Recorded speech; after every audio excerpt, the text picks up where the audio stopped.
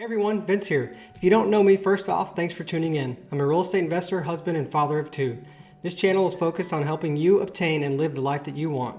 The way I do that is through commercial real estate and short-term rentals. Now let's get to it.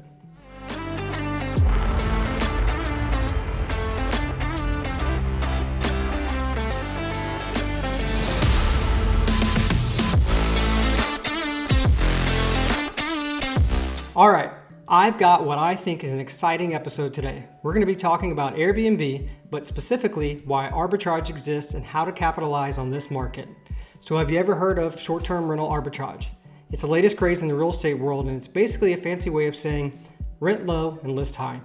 It's like flipping houses, but without all the heavy lifting and headaches. And let me tell you, there are some serious profits to be made.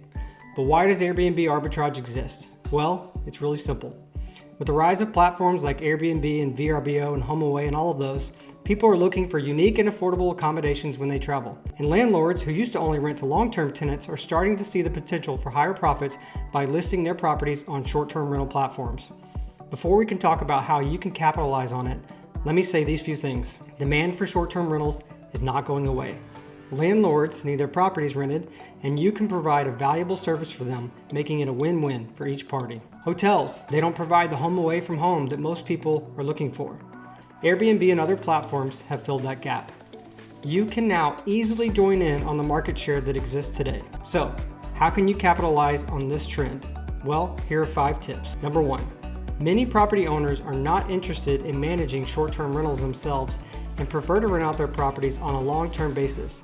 This creates an opportunity for renters to negotiate a lower rent with the landlord and then list the property on Airbnb for a higher price. Arbitragers, as we'll call them, can choose to rent properties in high demand areas and then list them on Airbnb for a premium. This allows them to generate significant profits without having to own any property. And I'm going to cover that more on a course I'm developing right now. Number 3, to capitalize on Airbnb arbitrage, you should start by researching areas with high demand and finding rental properties that are priced below market value.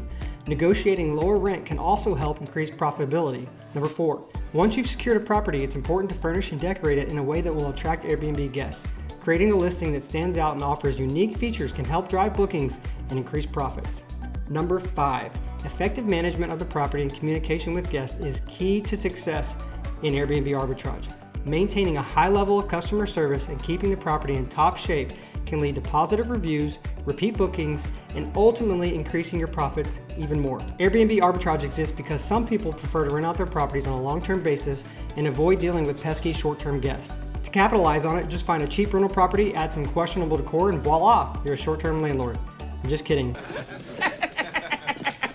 But before you jump in, remember, it's not always rainbows and unicorns. Then just head right on up to the Candy Mountain Cave. When you get inside, you'll find yourself a cheery land, such a happy and joy-filled and perky Maryland.